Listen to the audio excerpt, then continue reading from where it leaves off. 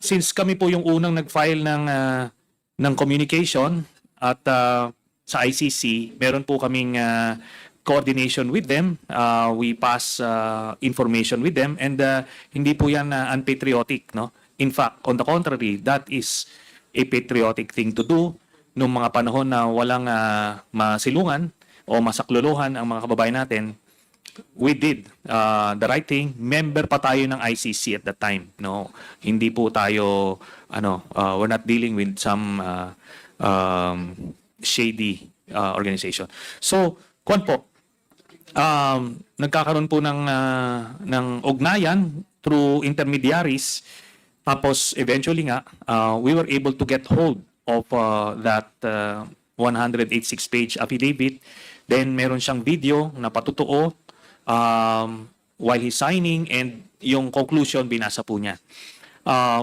So yun po ang naging namin standpoint. Sabi ko nga po, pwede naman pong i-question yung authenticity niyan, pero the ICC, ando doon na po sila sa Witness Protection Program, at hindi lang po yan, natapos na po yung kanyang yung testimony niya. So even before the trial began, or even before the trial begins, tapos na ho siya because alam nila kung gaano ka-critical yung kanyang testimony.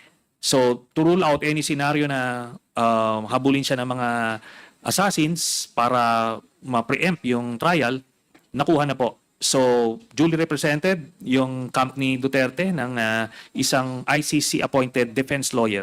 So, the rights of both parties were protected. Thank you. So, Senator Trillanes, your relation po with Las Cañas is you've helped facilitate the cooperation po with the ICC, tama po. So, although the affidavit might not be, he's not here to testify it on his behalf, you would necessarily have knowledge po of the facts that at least that he relayed to you prior to his having left the country, tama po ba?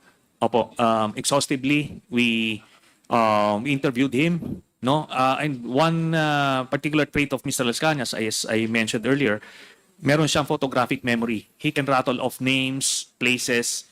Talagang at we did a lot of vetting, validation ng mga sinasabi niya, at nag-check out. Kaya eventually ando doon. And he has no reason to lie, no? In the first place, he was being rewarded generously by Duterte kasi one of second in command yan dun sa buong DDS structure sa Davao. So he was rewarded generously, at pati nung nagkaroon siya ng kidney transplant, binigyan siya ng pinacilitate yon. Pero talagang nagkaroon siya ng some form of epiphany. It's so powerful na hindi niya talagang in his words, parang he had to turn to the light, no? And kahit na nirisk niya yung buhay niya, buhay ng pamilya niya, but gusto niya ng some form of redemption. So yun po ang nakuha namin. So, Senator Trillanes, at the time that Las Cañas had this epiphany of sorts, or when he cooperated with the ICC, would you say that these admissions were adverse to his interest? At that time, was there a falling out already with the former president, or? Opo. Even before siya lumabas, nagkaroon siya ng yung unang parang conscience attacks, mga 2014, 2015. So, ang initial na sinasabi niya, hindi lang siya tumatanggap na ng mga liquidation missions. Tapos eventually nung naging presidente si Duterte, gusto niya na mag-mainstream, no? Kaso binigyan siya ng mission which was to have me killed, no? Hindi niya na kinaya yon, hindi niya na tinanggap. Pumunta muna siya sa mga religious personalities. Then itong mga religious personalities eventually ang nag-arrange sa amin na ma-interview siya. But he appeared initially sa Senate kasi talagang binantayan siya ng gusto. So nagsinungaling siya, the first appearance. Then after the new year of 2016, na siya. Completely nag-turn na siya. He wanted to tell all. Even dito siya nagsabi sa Pilipinas at the risk of his own life. At kaso nung nakita namin that we cannot protect him anymore, tinulungan namin yung paglabas niya out of the country. Thank you. Senator, So with that po, no, as much as we'd like to give credence to the testimony of Mr. Las Cañas, we'd still have to vet and, Yes. perhaps we just only prove it through circumstance na lang po, no? Yes. He mentioned, and as you presented, a few names that were allegedly yung mga competition daw po ni Mr. Yang, Michael Yang. And I think some of the names mentioned were Alan Yap, Danny Ong, and Philip Lam. Yes. And Joel Ko. And Joel Ko. Senator Trillanes, all of these cases of kidnapping po, no? Yung kidnapping incidents, these are all drug-related po ba? Yes. Ang ginagawa kasi sa kanila, parang yung dito sa testimony ni Colonel Garma, merong parallel structure. There is the regular police organization, then meron silang special operations group. Yan yon ang ito yung heinous crime investigation unit. So kaya ganon. So when they do the liquidations, wala na mag-iimbestiga kasi sila po yon, no? So binibigyan sila ng information, itong tao na ito ay drug pusher or drug dealer. So yun na yun, they will execute sila. So yun ang information sa kanya. Pero ang sinabi niya dito sa apat na ito, pinagkakitaan pa nila. Binigyan sila ng authority na kidnapin muna, abduct, tapos kontakin yung pamilya para magkuha ng ransom para daw tumaas yung kanilang operational funds. Yes. Senator, would you know if these 4 cases were investigated? These were all in one locality po ba sa Davao? All in Davao City, Mr. Chairman. And sabi nga niya, lahat po ito nasa record. They can check out the Davao City Police Office to record. Tsaka may mga kamag-anak po ito. Sabi niya, nagbigay itong mga ito. Kaya he's very confident about all of these cases that he revealed dun sa kanyang affidavit. Mr. Chairman, do we have a representative of the PNP? I don't think meron po, no? So, Mr. Chair, may we ask PIDEA po siguro through ASEC Gumban. Mr. Chair, are we familiar with these cases po? Yung kay Alan Yap, Danny Ong, and Philip Lam? And I think Joel Ko? Joel Ko. Joel Ko? Yes. We'll check with the records, Mr. Chair. We'll check with the records. We'll just request po siguro from the PDA if they can give submit to the committee po records on this alleged kidnappings, allegedly drug-related kidnappings. Likewise, Mr. Chair, we'd also like to request a report siguro from the PNP. I understand we've had some representatives earlier, pero baka wala na po sila. And probably they would not be the right persons po, no, through the committee secretariat. Or are they present now? Mr. Chairman, idagdag ko lang, Mr. Chairman, na minention din niya one specific case na inutos ni Duterte, nag-pass through kay Bongo, is itong kay Christopher Yu, who was killed dito daw sa City of Dreams noong 2016, just a few weeks or months into their presidency. So, verifiable siya. Siguro. Mr. Chair, in that case, through the committee secretariat, maybe also a request siguro from the PIDEA. So, I think list na lang po ito, no, to the PIDEA and the PNP for the reports on Mr. Alan Yap, Danny Ong, Philip Lam, Joel Ko, and Mr. Christopher Yu. Tama po ba? And that reminds me po, Senator Trillanes, si Christopher Yu, this was one of the persons mentioned that allegedly was identified through LTO resources. Tama po ba? Yes, yes, Mr. Chairman. Did Mr. Las Cañas give any further explanation po on sino po itong nag-provide ng names and addresses by tapping the LTO? Naging regional director po, I believe, no? Yes, Mr. Chairman. Ang nakuha ko lang yung surname, but the video is with the committee secretary, so pwede po nilang makuha yung exact name. Apo. Yun yung si Mr. De Guzman po, tama, no? Mr. De Guzman, Okay. who was a parang low-level employee na sa Davao pero nakakuha na nila ng data. Tapos nung presidente na-reward na ginawang ano. Sige po. In that case, Mr. Chair, may we ask through the committee secretariat siguro confirmation from the LTO for a certain Mr. De Guzman who was in the area of Davao during that time. And perhaps if the committee is so like-minded, we could invite him at another time.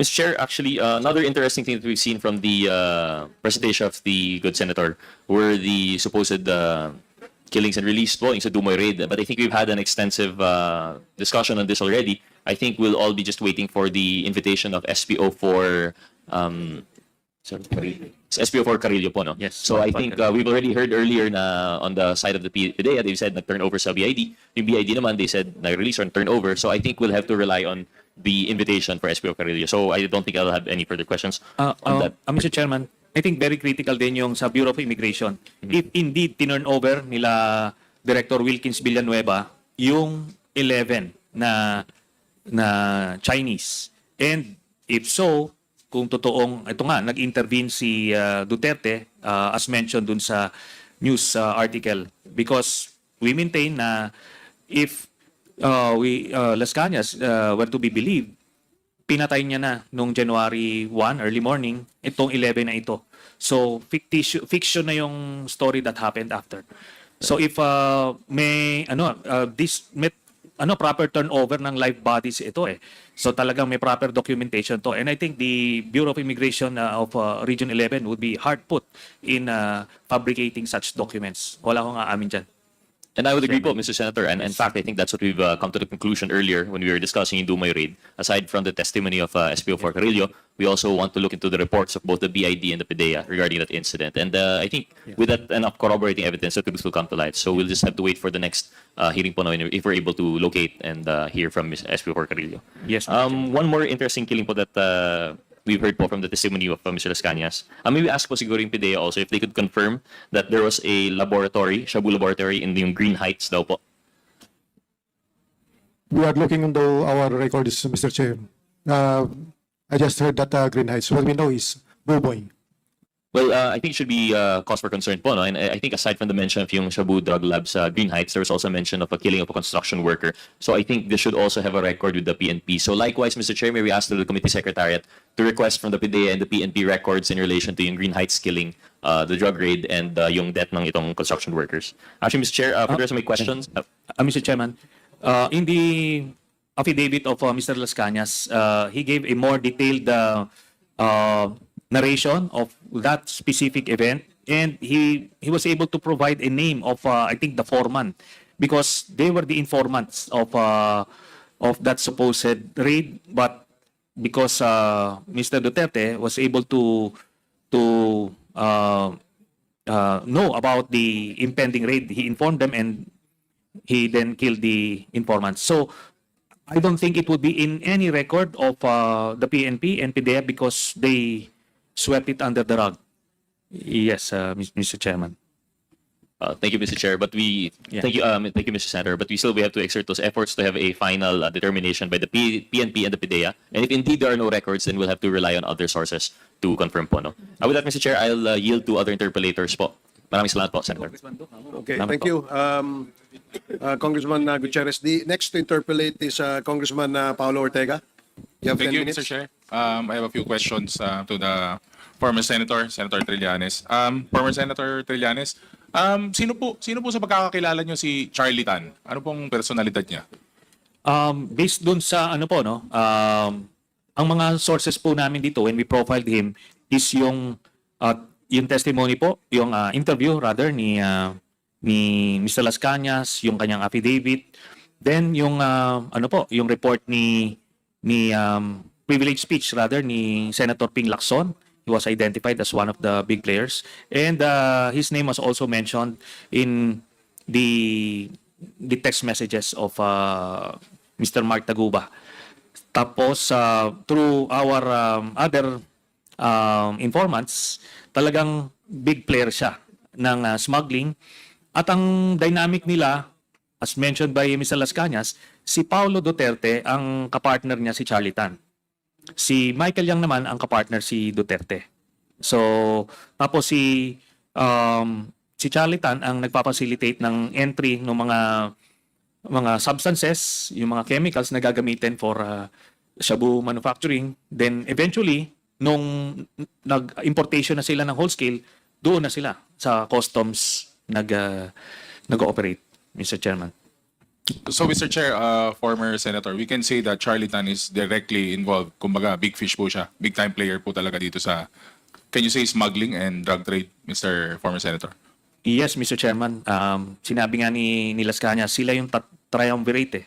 Si Charlie Tan, Sammy Uy, and Michael Yang. During those times na hindi pa puputok itong mga pangalan na ito, doon niya nakita ito. 2001 sila nagsimula ng partnership. From what I heard, or what Mr. Las Cañas told us, nagsimula ito nung medyo nanganib yung return ni Duterte nung 2001 elections. So, naghanap siya ng pondo, ito yung mga nagpondo sa kanya. And he was well aware that these are drug lords. So doon siya nagsimula ng ng partnership nila. So itong tatlo po na ito, Mr. Chairman. Thank you, former Senator. Mr. Chair, would like to ask sana yung PNP or NBI or PIDEA, if is Charlie Tan a familiar name? Is he on the list? Ano pong pagkatao niya o pagkakakilala niyo sa kanya? I guess we could ask PIDEA, Mr. Chair. No, we will check on that personality, sir. We will dig in our records. Do we still have representatives from LRA and AMLAC?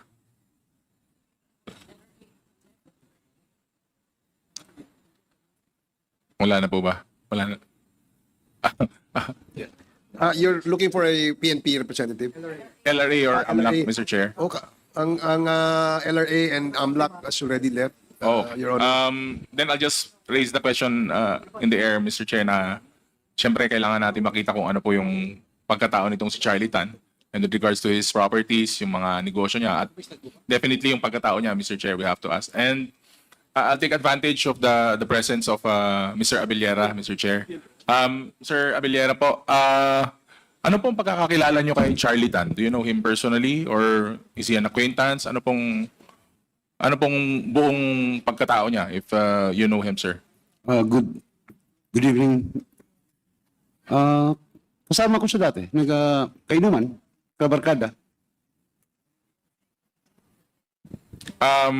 Barkada po, sir. So, would you happen to know if this allegations thrown at him, yung mga issues po na nababato sa kanya, are you familiar with this or may pagkakataon na napadaan na sa inyo itong mga ganitong pangyayari, Mr. Abellera? Matagal ko na ho siyang hindi nakakasama dahil simula 2017 yata. 2017, nung nagkaroon kami ng sa Senate, hindi na ho kami nagkasama nila Congressman Paulo Duterte. Mr. Chair, Ginoong Abellera. So, ngayon po, sa punto na ngayon, wala na po kayong idea kung nasan siya, anong ginagawa niya, or anong balita tungkol sa kanya? Ang alam ko po nasa Davao, pero hindi ko alam kung, hindi na ho kami nagkakita eh. Bira na ho. If he's still in Davao, Mr. Chair, nabigyan na po ba tayo ng pagkakataon para imbitahin si Mr. Charlie Tan, Mr. Chair? Yes, we have already sent invitation to Mr. Charlie Tan twice. Yung last natin was a show cause order.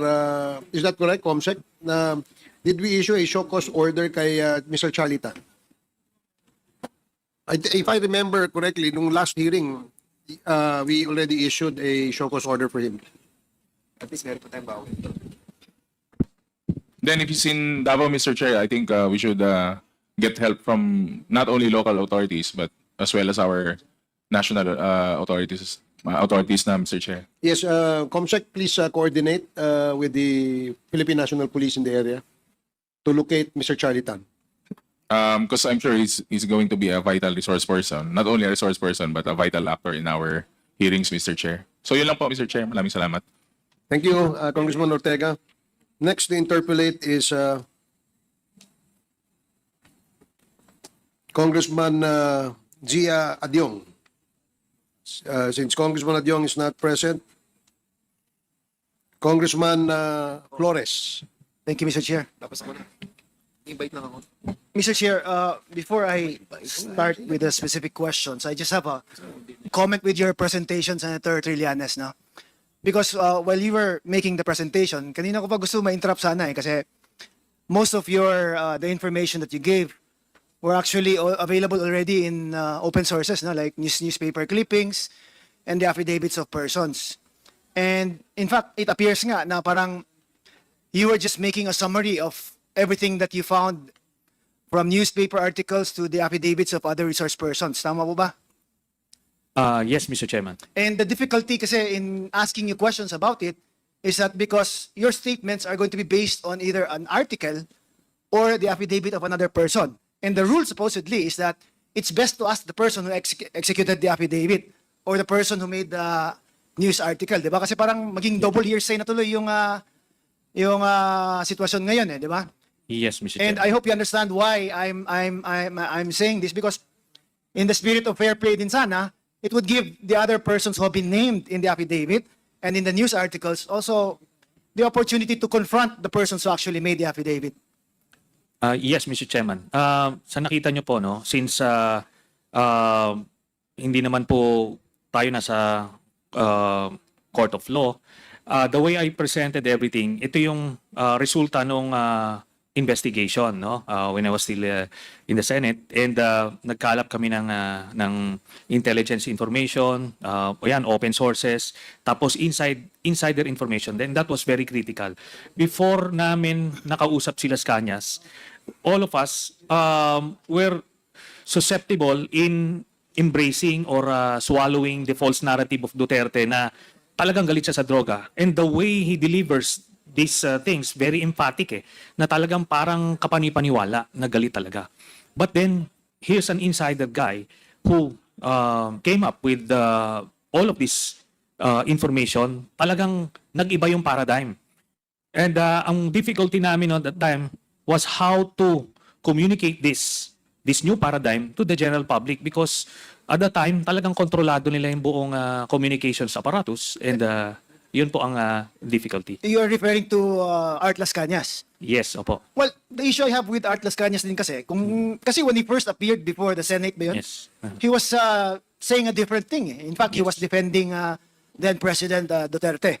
It was only a few months after where he recanted and made another statement about the involvement of then President Duterte about drugs. Opo. And every time kasi we present a witness na parang says something and then does another thing, Yeah. medyo kami din nang natatamaan dyan di ba? Kasi it's parang coming from a tainted source. That's why I hope you understand my sentiments po, because I always want to protect also the integrity of this committee. That's why I'm bringing these issues up, no? Kasi while I was listening to you kanina, it's either Art Las Cañas, Asierto, or the other newspaper articles ang basis ng ano. I was really hoping that you could have given us more concrete siguro evidence po on what actually to support the allegations made by Las Cañas. Okay, I totally agree, no? Especially coming from lawyers, very strict yung discipline nila about witnesses recanting. But as ano po, no, as a non-lawyer, in my case, when I was still a cadet, I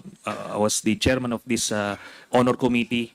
Talagang we do investigative work, and we profile the subjects, demeanor. So, na-acquire ito. When I was in the Navy, as an investigation officer, nakikita mo you'll be able to know whether somebody is lying and somebody is telling the truth. No? Pwedeng matest po yan in so many ways, mabibet. Pero po yung paglalay at the first instance, depende po sa circumstances. When they are fearful of their own lives, it is totally understandable. At pero dito po, ang nangyari sa kanya, talagang he risked everything Kumbaga hindi ako makapaniwala nung unang sinabing babaliktad si Las Cañas, because doon sa first appearance niya sa Senate, talagang matindi talaga, no, hardcore siya. Pero kaya binet muna namin.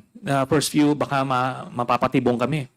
Pero yun na talagang parang ayaw niya na. He doesn't want to be burdened by all of these people he killed. So yun na, he was out for redemption. Thank you, sir. I just made that observation kasi I just want, of course, the Quadcom to be above the suspicion ba na we're just allowing statements like that to be coming out from resource persons. Now, with regards to Michael Yang po, when Asierto was making his allegations about Michael Yang, he said that the very first information he got about Michael Yang was about the Dumoy laboratory. And in that Dumoy laboratory, parang ang role lang ni Michael Yang at that time was supposedly securing the precursors. Yes. Pero meaning he's not really involved in the manufacturing of drugs, but securing resources that are needed to manufacture these things. Parang negosyante lang na may pinagkakakitaan. Tama po ba? Was that confirmed by your research po? If you will only take the information from Colonel Asierto, then that's the conclusion that you'll get. But in our case, nakuha na namin yung initially yung bank documents, Mr. Chairman, nandoon na yung Sami Uy. Nung lumabas yun, hinahanap namin ano kaya itong pumapasok na pera na ito, from government coffers or illegal mining activities, kung ano-ano. But eventually, nung si Las Cañas pumasok, and we got him around January of 2017 a few months before the appearance of Colonel Asierto. So by then, nakita na namin from the new paradigm, itong mga information na to. Kaya nag-fit ho siya dun sa buong narrative. So, Michael Yang and Alan Lim and sino po yung isa na Si Charlie Tan, Sammy Uy. Charlie Tan, Ayun po, Sammy Uy? ah. Now, si Alan Lim naman, ang relations niya with Michael Yang, where did it start ba? Saan nagsimula yung connections nila? Apparently, since hindi alam ni Las Cañas, si Alan Lim vaguely pumupunta lang daw a few times sa sa Davao. So kumuha kami ng other sources of information from the whether domestic law enforcers or foreign law enforcers. Itong si Alan Lim, apparently, mas senior siya kay Michael Yang at that time. Parang junior itong si Michael Yang. Mas senior pa yung kanyang kapatid na si Tony Yang. May ano sila meron silang seniority dun sa kanilang triad. So Peter Lim is also a big player. So sa Visayas, itong si Peter Lim, si Alan Lim doon naman sa Luzon. That's the picture we got from the people we talked to. Tapos pero si Michael Yang naka-jackpot siya kasi yung connection niya with Duterte nag-pay off when he became president, kaya na-elevate siya, na fast track yung kanyang promotion doon sa kanyang organization. Ganun po 'yun. Now, if you're saying na Michael Yang was using his siguro closeness with the former president to further his drug interest, why would he be content with just being economic advisor? Why not ask for a different position which would give him siguro more access to whatever he's doing, di ba? But that's a question that most people would say. Di ba kung involved siya sa drugs, bakit economic advisor lang ginawa? Wala naman niyang benefit to his business. Ito po yung benefit noon. Unang-una, he cannot be given a regular cabinet position because he is a Chinese national, no? So, yan yon. Yung economic advisor is just a title to project to the whole bureaucracy na ano ito, malakas itong tao na ito. That's going to afford him the protection that he needs, no? Yung connection do sa network kasi binabout siya.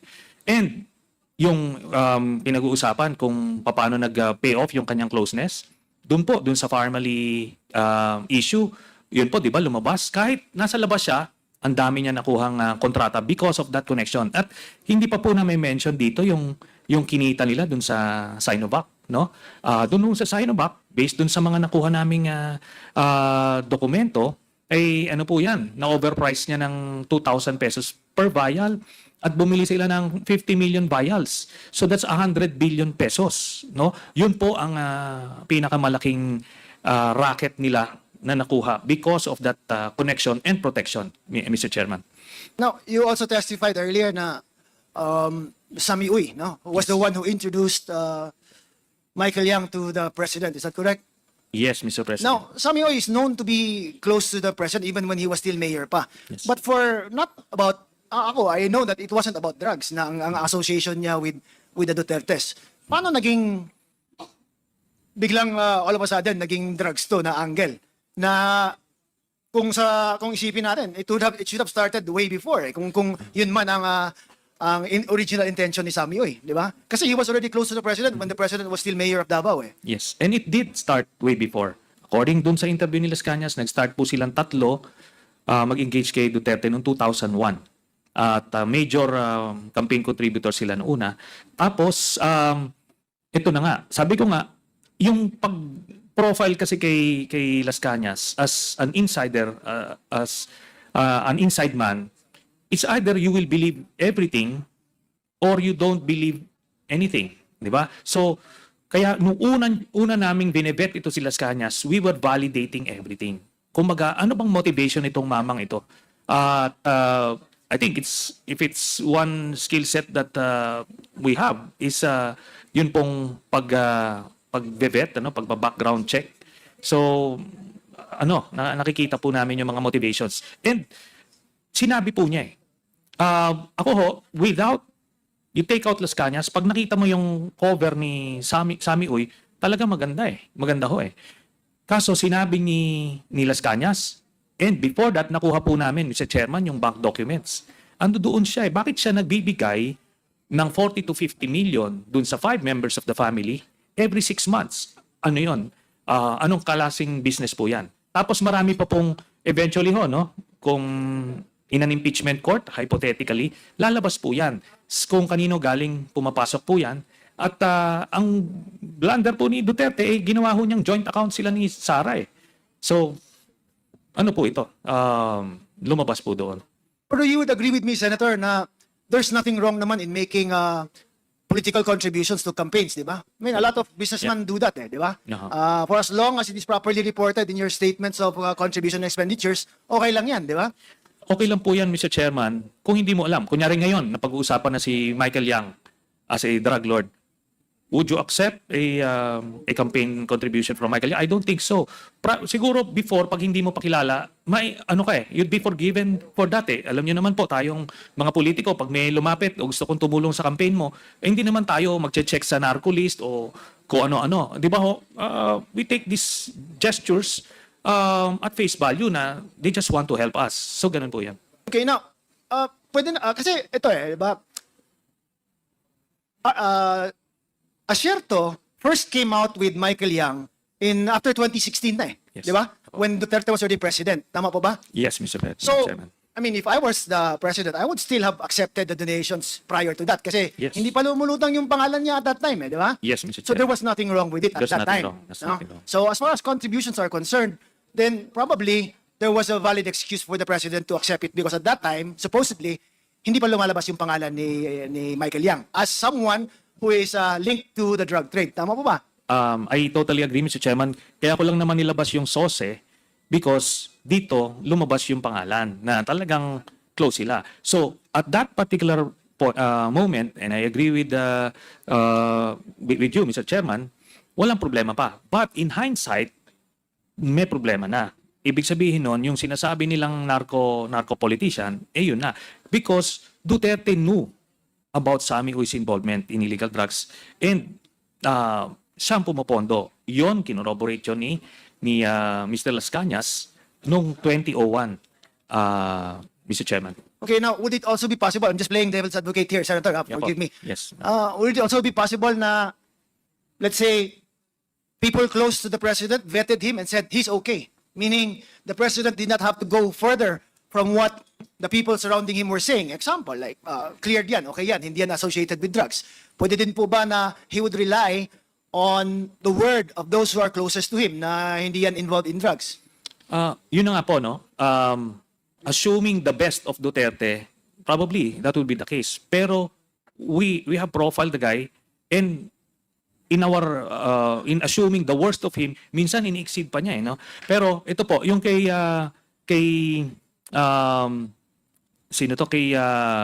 Sammy Uy and kay Michael Yang, in-inform na ni Colonel Asierto. Kumbaga, out of sense of duty, sabihin na nating naive si Colonel Asierto because he believed yung narrative. Namigay talaga siya ng report hoping to precisely yung sinasabi niyo, Mr. Chairman, na ma-clear siya, yung baka hindi alam nung nagki-clear sa kanya na okay yan. Kaso baliktad yung reaction niya eh. Kung totoong he had nothing to do with Mr. Yang, ang gagawin niya nung nakita niya yon, first thing toxic yan, ilayo niyo yan sa akin. Or, kung talagang pinapapatay niya yung mga drug lords, dapat napatay na po yun. Yun po, Mr. Chairman. Now, earlier din, when AMLAC was here, AMLAC said that the documents did not come from them. Yes. Yung present mong bank documents. But in earlier public pronouncements that were also made or also linked to you, you also said that it was AMLAC who gave you access to these documents. No, wala po akong sinabing gano'n, Mr. Chairman, kasi that would be illegal. No, that would be illegal. So, ang sinabi ko po, merong nagbigay sa akin ng mga dokumento na yon at chinek po namin in our own ways. So, when we validated it, ginamit namin. I used it as evidence to file a plunder case against Duterte. At yung investigation na yon ng Ombudsman, validated yung documents. Kaya po nung sinabi ko kanina, yung open source, sabi po ng Ombudsman, yun po nga nakuha nila na dokumento sa AMLAC, matches the contents of my document. Is this si Karandang ba yun?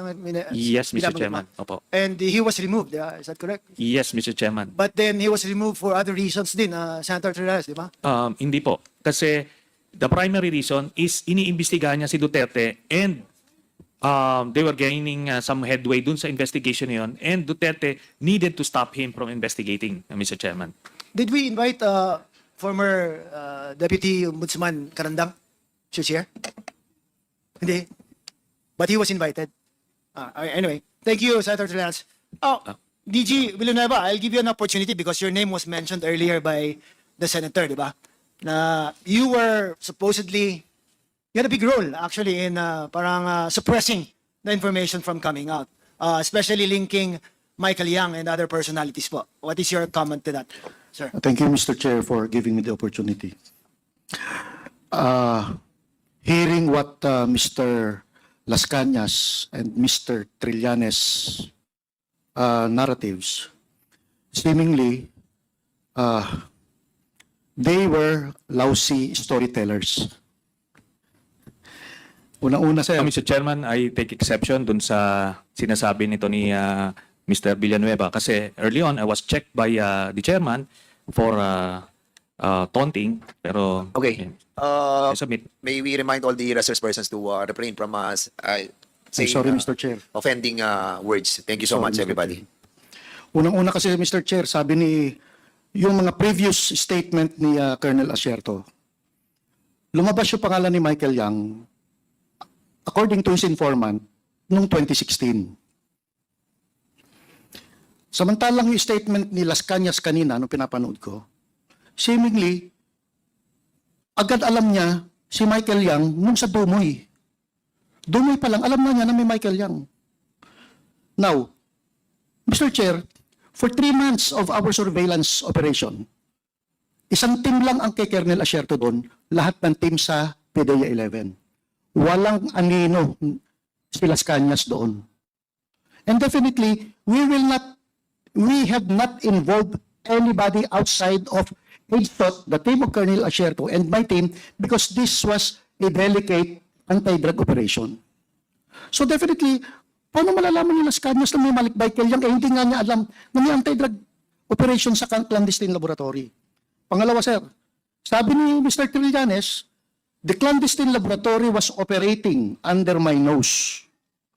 Ibig sabihin, nagmamanufacture na ang mga in-check ng shabu na hindi ko nalalaman. Maling-mali yun, Mr. Chair.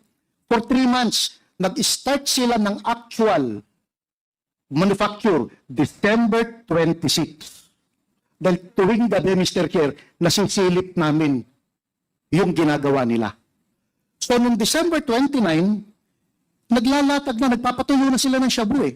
That is, noong December 28. That is why on December 29, nag-apply na kami ng search warrant. Okay, let me cut you off there, General. Sandali lang. You said the surveillance nyo sila for 3 months. Yes, Tama ba? Mr. Chair. So bakit nyo surveillance for 3 months na 26 pa sila of December nag-start production? Mr. Chair, for 3 months, nagse-set up eh. Bumibili ng mga material, ng mga equipment, isa-set up ang equipment. Nung nakumpleto na lahat ang equipment and chemicals na ipasok na lahat sa Dumoy Laboratory, December 26, they start manufacturing. Kaya nga, sir, December 31 yung raid, di ba? Yes, Mr. Chair. So 3 months before that, it would be December, November, October. October. It started October 26, Mr. Chair. October, nag-start na kayo ng surveillance. Yes, Mr. Chair. Anong isa-surveil nyo kung hindi pa sila nag-produce ng drugs at that time? Again, Mr. Chair, nag-start kami ng surveillance December 26 dahil binigyan kami ng No, you said information. 3 months before. October 26, Yes, sir. dahil binigyan kami ng information ng USDEA na may paparating na Chinese chemist sa Davao City. Yun lang ang information, Mr. Chair. From the airport, nasundan namin hanggang dumating sila sa Arlene apartment. And from there, doon na kami nag-start ng follow kung saan pupunta itong mga to hanggang sa natumbok namin ang Dumoy Clandestine Laboratory. Okay, so the surveillance started because of an information given that a chemist was going to Davao. Yes, Mr. Not Chair. because they were already producing drugs at that time. No, Mr. Not Chair. because the laboratory was already set up at that time. Yes, Mr. But Chair. only because of the raw information that a chemist was there supposedly Exactly, to Mr. start Chair. a laboratory. Yes, Mr. That's Chair. why 3 months. Kasi minamatch ko lang di ba? Sa akin kasi, if you look at it, no, parang I hope you forgive me Yes, Mr. Chair. 3 months before, anong i-surveillance mo kung wala pa nga yung laboratory? And ano i-surveillance mo kung hindi pa nga sila nagpo-produce ng droga na sinasabi natin? Yes. Di ba? That's what led to the raid nga di ba? The production of these drugs. Yes, So, Mr. Chair. okay, So, continue. dun sa 3 months na yun, sir, nakaka-follow kami dun sa at-down na warehouse at dun sa Bunawan na kung saan naandun yung naandun yung air scrubber na malaki, Mr. Chair. They just started manufacturing December 26. So on the third day, nag-apply na kami ng search warrant dahil nagpapatuyo na sila ng shabu. So we applied December 29. We implemented December 31. That is 5 days, Mr. Chair. So, maling-mali yung sabi ni Mr. Trillanes, no, they are already manufacturing under my nose. They are setting up the laboratory na ando na po kami. Okay. So sige. Mr. Chairman, Senator Trillanes, just let me finish my questioning with DG Villanueva. So sir, klaruhin natin, categorical lang na questions and then a short answer also. So hindi totoo na siguro kinover up mo ang some information to protect some of the personalities mentioned by Senator Trillanes. Like, ano It's not true na you protected or siguro kept information that would link Michael Yang. Wala pong Michael Yang sa laboratory, Mr. Chair. You did not keep information that would keep information about Sami Uy being involved in drugs. Hindi ko kilala yun, Mr. Chair. Hindi mo kilala si Sami Hindi Uy? ko kilala si Sami Uy. In Davao? Yes, sir. Oh, he's pretty popular in Davao, ah. Sa drugs ako Ah, nasa nakapunta, drugs. Mr. Chair. Okay, but as a Hindi ko businessman, kilala, hindi mo Mr. kilala Chair. Sami Uy. Okay. Hindi mo kinontrol yung information as far as sino pa yung Charlie Tan is concerned. Nababalitaan ko si Charlie Tan na siya yung may-ari ng ET. KTV, yeah. Yun lang, Mr. Chair. But nothing that relates to the drugs. Nothing. Okay. So, again, Senator Trillanes, go ahead, sir. well, una-una, yung nire-refer natin, Mr. Chairman, about all of these things operating under his nose, yung Green Heights Subdivision. Tapos yung sinasabi ni Las Cañas, wala naman siyang sinabing part siya ng team nila. No? If only nakikinig siya doon sa interview, sinasabi niya, nandito siya sa side nila Duterte, dito siya, close in siya dito, nakita niya yung laro at galaw nila Sami Uy, Charlie Tan at Michael Yang. Dito siya sa part na to, tapos binigyan siya ng mission doon sa after nung raid to turn na sila ang magre-receive nung 11 galing sa tropa niya. So that was his first encounter with this guy. Kumaga, to clean up yung to cover up yung ano na nga yun, yung mess na yun kasi aabot kay Michael Yang. So doon siya, wala siya doon sa operating unit kasi part niya siya nung sindikato, Double Death Squad ni Mr. Duterte. And ito yan, Mr. Chairman. This guy, ang tagal niya sa Davao PIDEA, eventually naging Director General siya ng PIDEA. Tanungin siya kung sino yung mga drug lord nung mga malalaking shipment. I doubt kung sasabihin niya kung sino. Ito lang yung sa mga pulis, yung 990 kilos na shabu. Tanungin siya kung sino ang mastermind nun. Wala ka makukuha ang sagot. It's either incompetence or kasabwat. And because of the testimony of Las Cañas, kasabwat, Mr. Chairman. Ganun lang po yan. Thank you, Senator Trillanes. Now, you also mentioned, Senator Trillanes, in your testimony, you mentioned Councilor Mola Villera kanina eh. No, na siya yung sinasabi mong bagman. Yes, The thing an issue that I have with this is, parang walang links naman eh. Bigla na lang sinasabi na just because there are photos of them together, then ma-assume ba na, come to a conclusion that he's involved. Yan po, yung conclusion po na yan, Mr. Chairman, was born out of the investigation po dun sa Senado. That ito pong si Mr. Mark Taguba and other brokers, kailangan magbigay ng enrollment fee kay Pulong at Manscarpio para maging accredited brokers sila nung pagpasok nila ng mga kontrabado, Mr. Chairman. At ang middleman na nagre-represent kay Mr. Pulong Duterte is si Mr. Small Abiliera. So lahat po itong mga information na to, yung pera na binibigay sa kanya lahat, galing po yan dun sa investigation po namin sa Senado, Mr. Chairman. Okay, before I ask Councilor Abellera, but isn't it also a fact that the witness that you're referring to, Mark Taguba, also recanted the testimony that he gave? Hindi ba siya nag-recant? Wala pong recantation. Walang recantation? Opo. So he's sticking to the allegations that he made of the involvement of some of the members of the presidential family in the previous administration? Yes, Mr. Chairman, as represented by Mr. Small Abiliera. Okay. Mr. Chair, if I could just ask a few questions to Small Abiliera, sir. Okay, go ahead. Mr. Small Abiliera, sir. Question lang, diretso na po ang tanong at saka I hope you give me a straight answer din, no? Kasi kanina nabanggit ni Senator Trillanes that you were acting as a bagman. Is that true or not? It is not.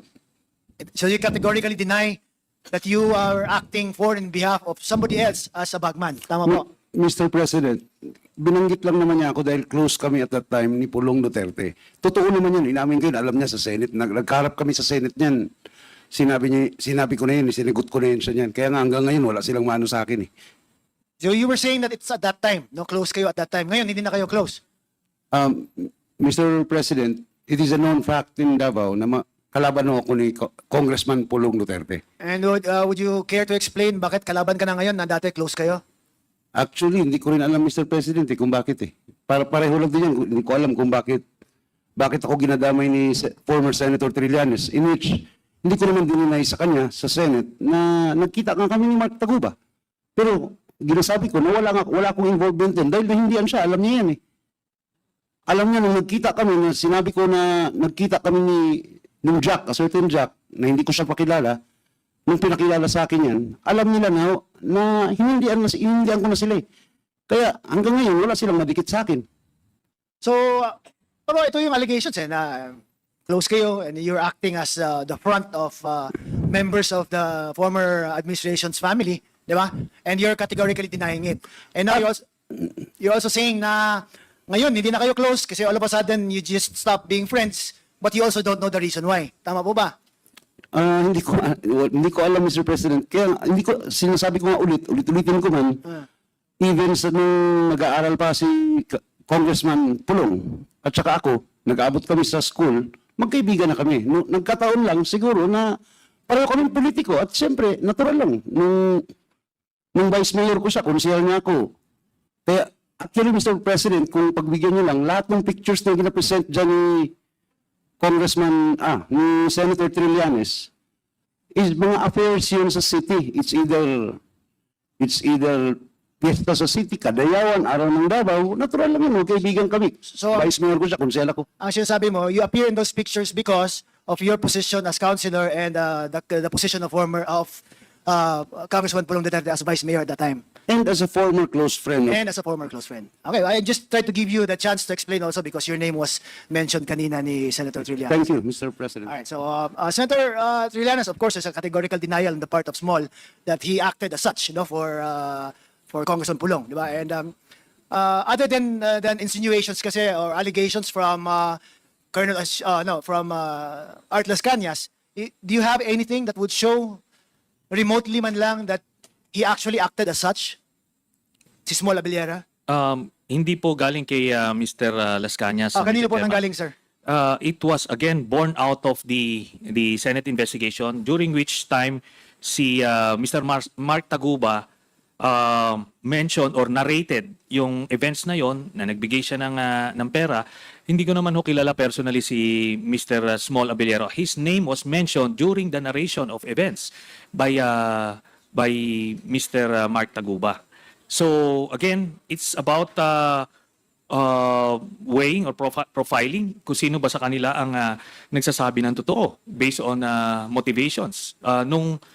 Ako, ito lang, Mr. Chairman. Kasi ini-include ko tong si Mr. Abellera dun sa drug smuggling case nila Pulong.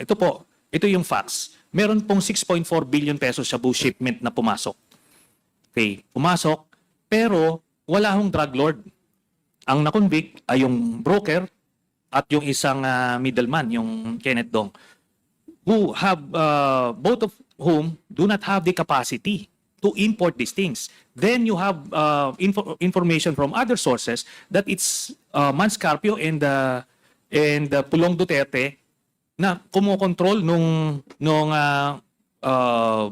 importations at that time sa Bureau of Customs. Tapos, ito pang naging testimony ni Mr. Mark Taguba. Kumbaga, hindi ko po ito, Mr. Chairman, ginawa lang sa aking kathang isip. Kung hindi, ito ang resulta po ng investigation, Mr. Chairman. Okay, thank you, Senator Trillanes. Now, Mr. Small Abellera, you testified earlier that you also know Mark Taguba, correct? No, Mr. President. You met him, sorry. I met him when he went to Davao because he wanted to be introduced to former Vice Mayor Pulong Duterte. Because you only wanted to be introduced. Yes, through Because- to a certain Jack, Mr. President. He was with Jack, which I knew before Mark Taguba. Okay, not because you had any business with customs. We're friends at that time, Mr. President. It is a known fact also in Davao. Just answer my question, small, Mr. Chair. Ang tinatanong ko lang is, ang pagkakilala mo or when he was introduced, Mark Taguba was introduced to you, it's not because you had any business with the customs. Wala naman. Wala, Mr. It's not President. because you were importing anything through the customs. Wala None, naman. Mr. So President. there was no need for you to know Mr. Mark Taguba who was then acting as a broker. Tama po ba? At that time, Mr. President, hindi ko siya kilala broker. Hindi ko, wala, yung Jack, Mr. President, ang kasama niya, which yun ang nakilala ko before him. So all the circumstances about you meeting with Mark Taguba had nothing to do with him being a broker with the customs. Wala. None, Mr. President. I don't know him. I'm not involved nung sa mga pagtransaksyon sa ano. And that's why, kaya siguro ako naimbitahan dito dahil pati yung katabi niya, Mr. President, ginadanay ako. Okay, so, nawala tuloy ako. Anyway, ang purpose niya is magpapa-introduce sa Vice Mayor. Yes, So, at that time. hindi nasali sa usapan ang trabaho niya as broker, hindi nasali sa usapan ang capacity niya to import things. He just want to be introduced to the Vice Mayor then. Okay. Thank you, Mr. Abilera. Thank you, Mr. Chair. Okay, so we'll be recognizing the next interpellator. But before we proceed, the chair would like to present something kasi meron pong lumabas sa media about dun sa Quad Media. Siguro ilabas lang muna natin para at least we'll be inviting this person. Kasi po ay sinasabi dito that itong si certain Richard Lim, the Pogo Lord, siya po yung Pogo King, the Pogo King Quadcom won't touch. Siguro pakita lang muna natin to sa ayan. So lumabas po sa Quad Media na bakit daw hindi natin iniimbitahan tong taong to samantalang ito daw po yung King of Pogo. Mr. Chairman, hindi ko kilala tong taong to. I don't know sa ating mga kasamahan, but I think because of this we will be inviting over this certain Richard Lim na siguro alam to ng PAOK, no?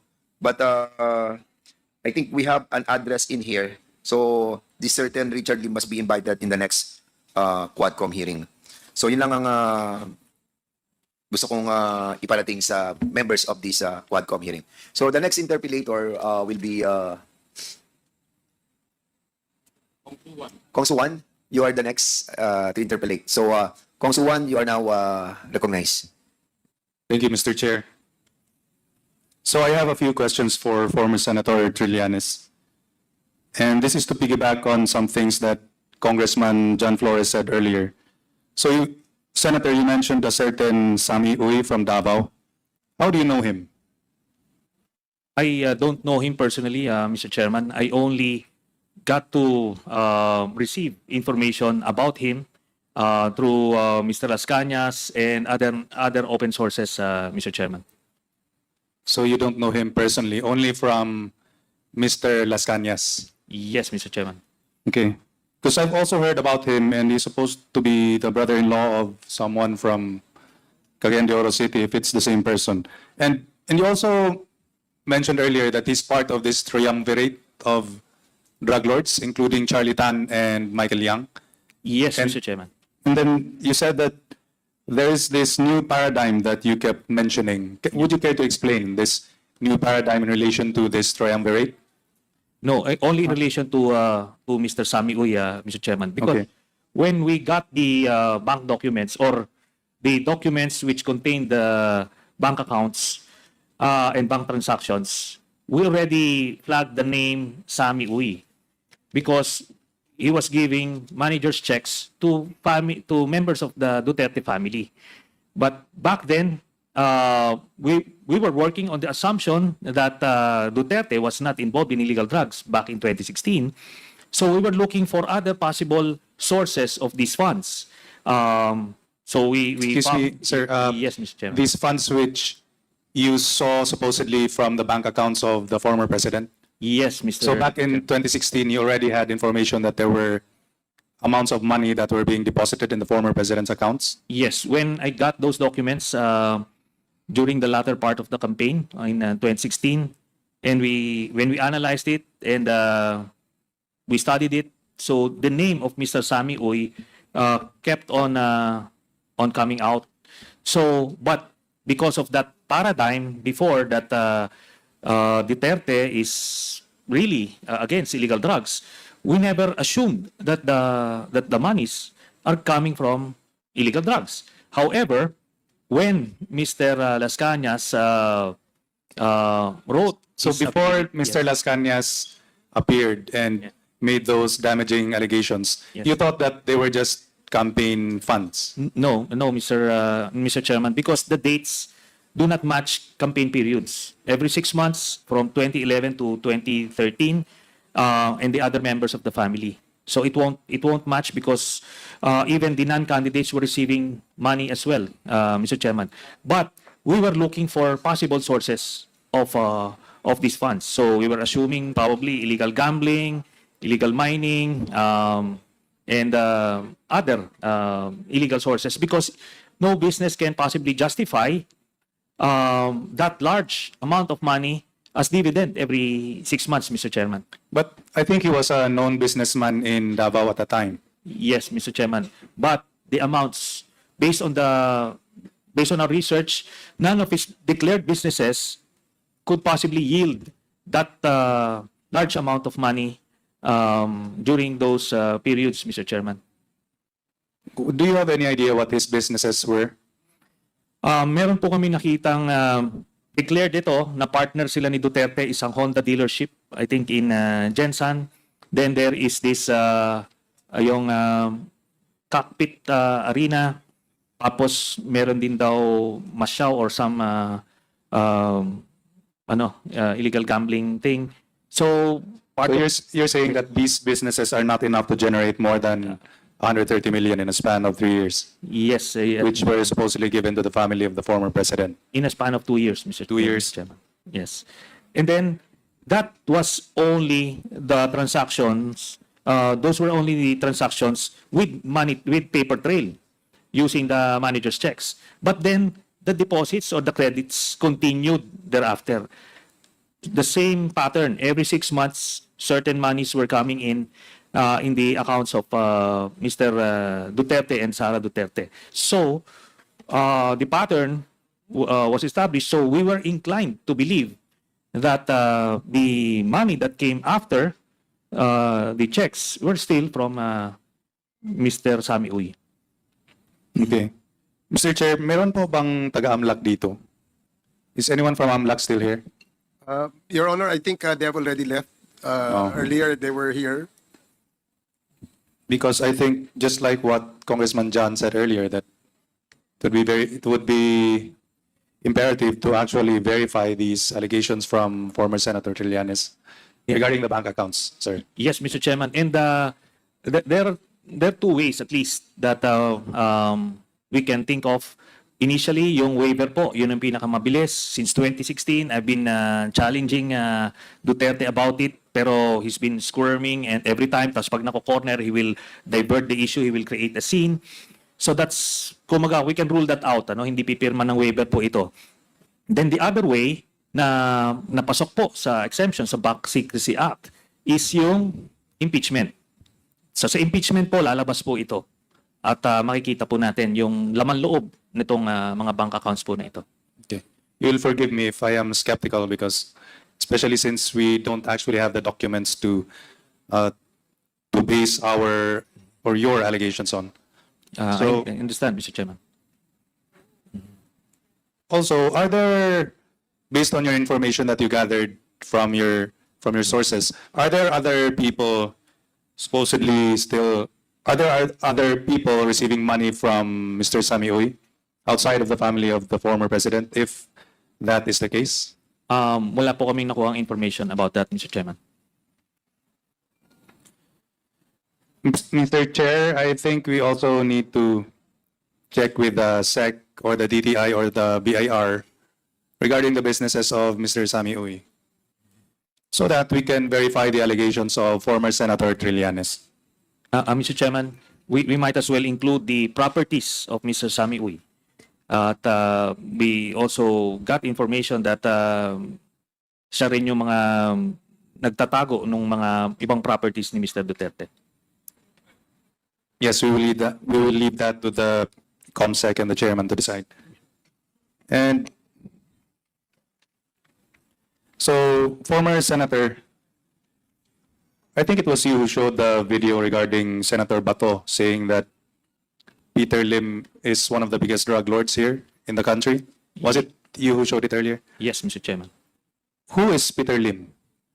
The first time I heard his name was when he was being identified as one of the drug lords linked to Mr. Kerwin Espinosa. And during those hearings, I asked Mr. Bato de la Rosa, who is the biggest drug lord? Because as the PNP chief, who is the primary implementer of the war on drugs of the president, he should know the enemies that he's after.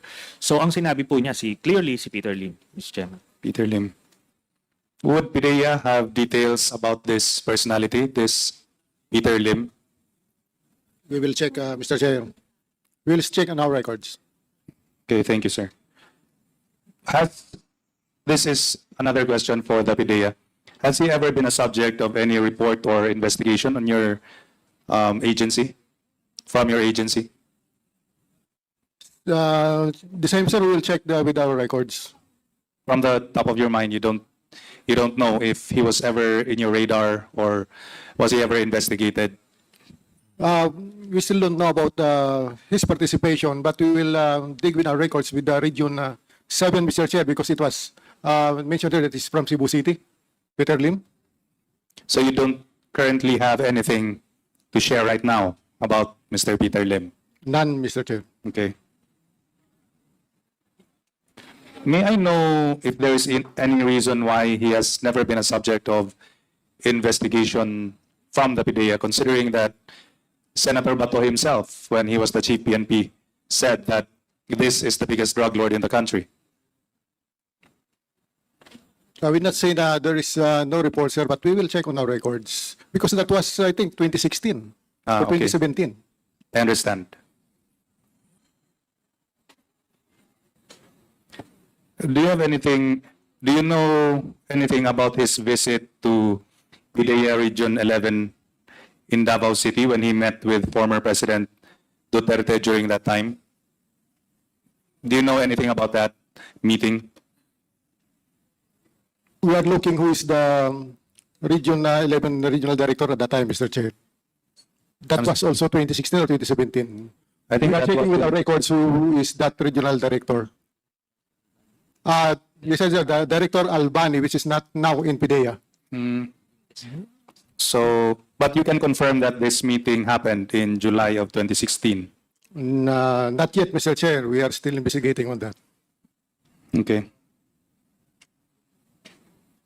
May I ask the NBI? Sir, was there ever any case regarding Peter Lim in 2018 related to drug trading and conspiracy? Mr. Chair, Your Honors, I remember we subjected Mr. Peter Lim this humble representation, Attorney Galicia and another agent, Agent Oti, sometime in 2017, 18, thereabouts. Okay.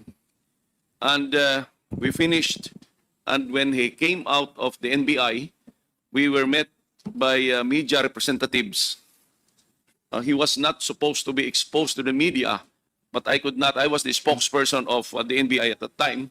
I could not avoid the media because there was only one lobby at the old NBI in Taft Avenue, and I just have to make do. And I remember I got a dressing down for exposing him to media.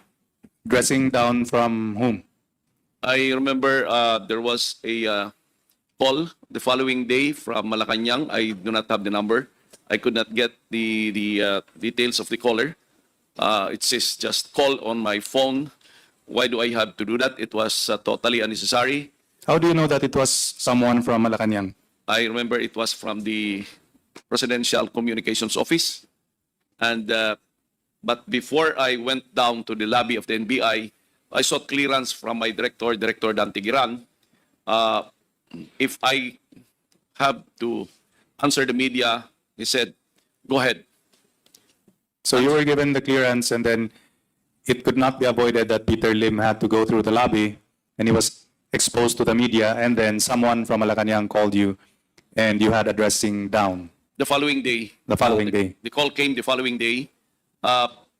Peter Lim was to go out of the NBI in the afternoon after our interview at the conference room of the old NBI at Taft Avenue. We had to go down, and the lobby then was the old Taft Avenue. That's where the media gathered. I could not avoid exposing him to the media. I remember I only answered very few of the media questions. I said, you better ask him. There was a newspaper grab at that time, Mr. Chair, Your Honors, showing me and Mr. Peter Lim and the other NBI agents that escorted us out of the NBI lobby. What happened to Mr. Peter Lim during that day? Was he released? Yes, Your Honors, Mr. Chair, because he was not under arrest. He was not also under custody. He was turned over, or we fetched him, I remember, to the NBI for questioning. And Attorney Galicia here was with me in that panel at the conference room. If I may ask the... But let's Chair. go back to that call from Malacanang. Why would someone from Malacanang call you and give you a dressing down for exposing Peter Lim when he's supposed to be a drug lord? I can only surmise, Mr. Chair, that my handling of exposing him was not appropriate at that time, considering that we have not filed a case or we have not completed the investigation. But again, I will honestly tell this commission that there was no way for me to avoid the media crowd gathered at the lobby of the NBI. What could have been the reason why, in your opinion, someone would call you from Malacanang and berate you for the way that you handled it? Mr. Chair, Your Honors, that may have displeased them. Or to their displeasure. Again, Why would it displease someone from Malacanang? I do not want to speculate until this time. It still bothers me, but I just have to do my job, and I have to yield to them, Mr. Chair, Your Honors. Was that the last time that we heard of Mr. Peter Lim? That was the last time, Mr. Chair, Your Honors, that I saw him at the NBI grounds. Okay. Thank you, Mr. Chair. No more questions. Okay. Mr. Chair, Thank you, Congressman Suwan. Yes, Congresswoman Jean Iluistro. I wish to direct this question to Senator Trillanes. Senator, of course, it is very much apparent that the former president has this animosity against you. And he's very vocal about that, even during interviews. Can you please enlighten us? Saan ho ba nagmumula or nag-umpisa itong animosity na ito? Palagay ko po, dahil sa Davao ho, hindi sanay sila ng walang tumitindig sa kanya, no? So that's one. And another is, alam niya na na-decode ko na siya. So kumbaga yung all the charade, nababasa ko na po, Mr. Chairman. So would you say that this animosity has something to do with the Senate investigation that you initiated and conducted? Yes, Mr. Chairman. And even before that, when I openly opposed him during the campaign of 2016, Mr. Chairman. Which happened first, the campaign or the Senate investigation? The campaign started first, I Mr. see. Chairman. So the first rivalry, should I say, or opposition happened because of the campaign, Yes, and Mr. then it was followed sometime thereafter by the Senate investigation on their possible involvement on dangerous drugs. Tama po ba? Noong una po, yung Senate investigations, it's about the extrajudicial killings. Itong mga, ano po, yung involvement nila sa illegal drugs came after bumaliktad po si Mr. Las Cañas at nalaman namin yung inside story. Please enlighten us, Senator. Anong taon po yung nagkalaban po ba kayo sa election? Hindi po. I was supporting a different presidential candidate I see. in 2016. So that was 2016. Yes. How about your investigation on EJK? Anong taon po ito? 2016, around July or August, Mr. Chairman. So it's also 2016, Yes. month of August. And then you said it was followed by the revelation coming from Colonel Las Cañas. Kailan po nangyari itong kay Colonel Las Cañas, which prompted you to conduct an investigation on dangerous drugs? Yes, around February. Oh, no. Initially, ma'am, when he turned as a witness, he was just only revealing information about his involvement in extrajudicial killings. And that period was a very short period because immediately the DOJ fast-tracked cases against him, so we needed to get him out of the country at the time. So then we only got to find out about all this involvement in illegal drugs by Duterte himself when he started giving the information as an insider, Mr. Chairman. Senator, I understand that you are associated with the former Senator De Lima. What is your appreciation about the seeming similar animosity of the former president against Senator De Lima? It's the same, Mr. Chairman, because Senator De Lima, when she was still the chairman of the Commission on Human Rights, investigated Duterte for the EJ case in Davao. And according to the testimony of Mr. Matobato and eventually Mr. Las Cañas, Mr. Duterte was really bothered by that investigation. He really feared that he would be made to account for all the killings he did in Davao. So eventually, when the opportunity came, when he was president, he wanted to make a sample out of Senator De Lima so that it would create a chilling effect among the senators, and it was very effective. He totally fabricated the cases against Senator De Lima, and most of my colleagues in the Senate then feared that whatever is happening to Senator De Lima at the time could happen to them if they don't follow his lead or be an obstacle to his designs.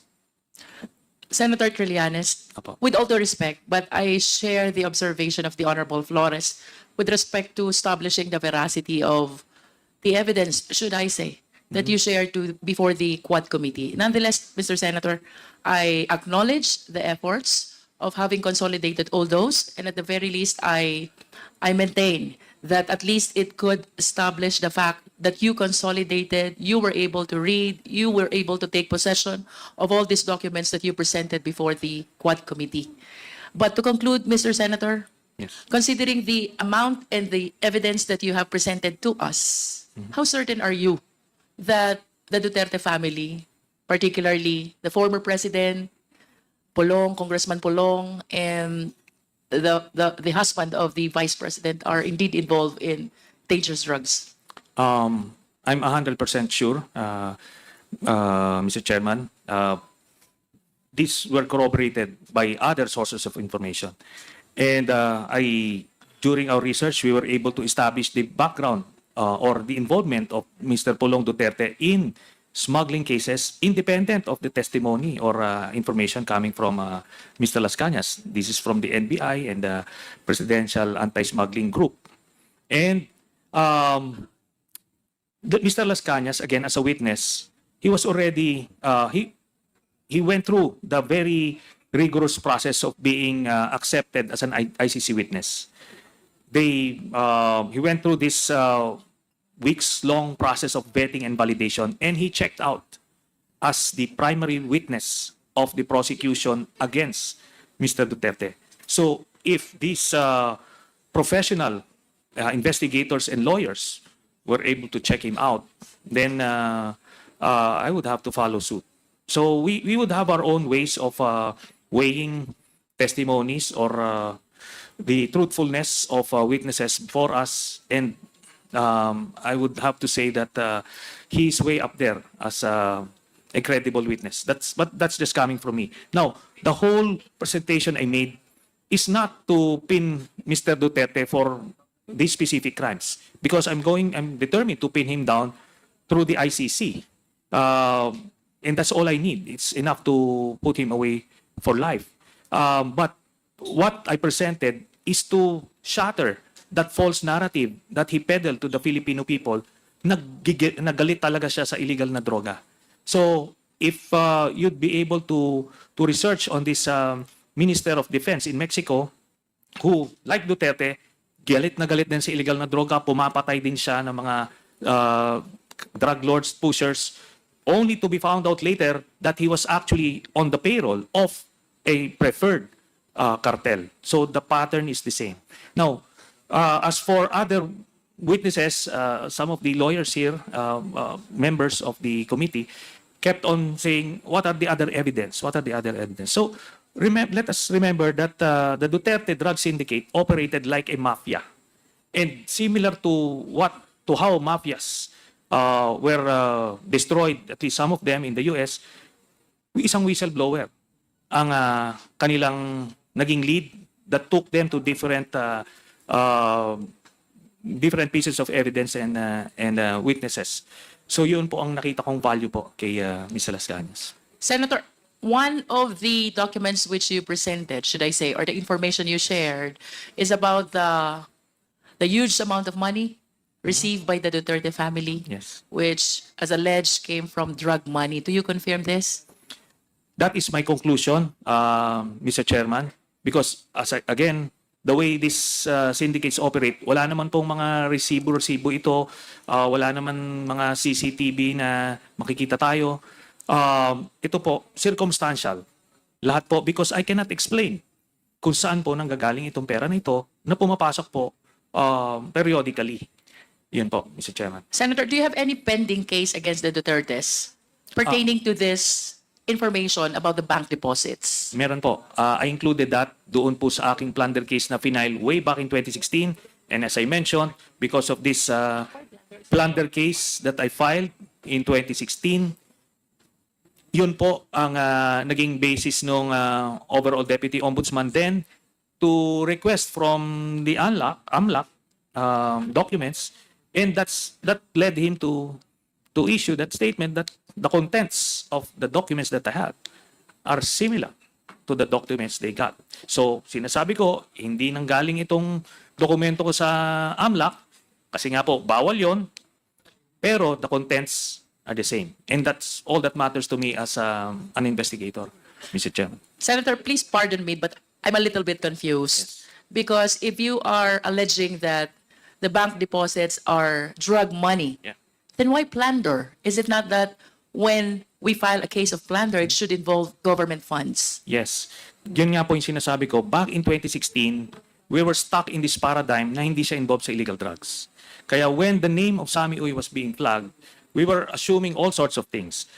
Pero meron pong mga pumapasok doon and ang information namin, part ng mga ginagamit na pera ni Mr. Duterte sa Davao is yung peace and order funds niya, which run into, at that time, around 730 million pesos per year.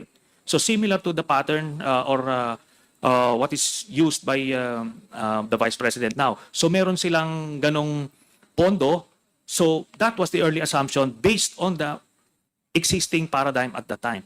Pero nung lumabas na si Mr. Sammy Uy ay involved pala sa illegal drugs as mentioned by Mr. Las Cañas, then it shifted. We revisited the bank accounts and concluded that these are drug money. To clarify, Senator, Yes. you mean to say that when you filed the plunder case back in 2016, Yeah. your theory is that the money is government fund, particularly coming from the Peace and Order Program of Yes. Davao City? No. Davao That was City. 2016.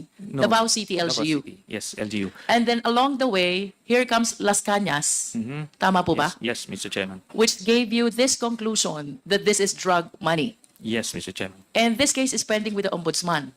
Yes. Did you file any supplemental affidavit to correct this theory of your plunder case? By then, we only had the witness testimony of Mr. Las Cañas, who was already out of the country and cannot be used as supplemental evidence. But we still attached other pieces of evidence like the COA audit reports, which flagged the ghost employees of Mr. Duterte at the time. With that COA, with all due respect, Yes. Senator, then you're going back again to the theory of government funds. Yes. So perhaps I need to rephrase my question. Did you initiate a separate complaint with the theory that this money is indeed a drug money? No, Mr. Chairman, because I filed it back in 2016. It included the COA records, the documents, because we were working on that assumption back then, Mr. Chairman. The reason why I'm asking you, Senator, is because kanina po nung maaga pa, one of our challenges in the Quadcom investigation is how to be able to secure the freeze order. And one of the offenses punishable under the AMLA as predicate crime is violation of anti-dangerous drugs law.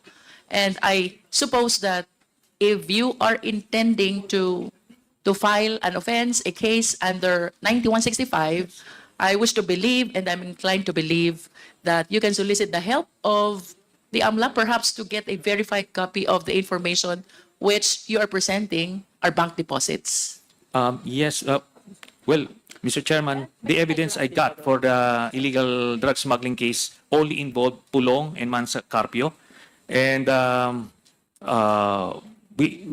only have that information from Mr. Las Cañas, who is out of the country and inaccessible, Mr. Chairman. Anti-money laundering. I just asked Senator, Yes. my staff here to check if Anti-Graft and Corrupt Practices Act is included among those offenses considered as predicate crime of violation of AMLA. So, having said so, they were able to verify that it is among the enumeration. So, I Yes. believe that this is one possible ground for you to be able to secure a freeze order if you believe that this will help your cause against the Duterte family. Yes, Mr. Chairman. We're looking forward to the appointment of a new ombudsman so that we can pursue the 3 plunder cases that I filed against Duterte, Mr. Chairman. And unfortunately, when when the overall deputy ombudsman Karantang requested AMLAC precisely because it's included, the newly designated AMLAC executive director, who is a lackey of Mr. Duterte, stonewalled the ombudsman. Actually, a more combative ombudsman should have subpoenaed the AMLAC investigation report, but unfortunately they folded, Mr. Chairman. Thank you, Senator Trillanes.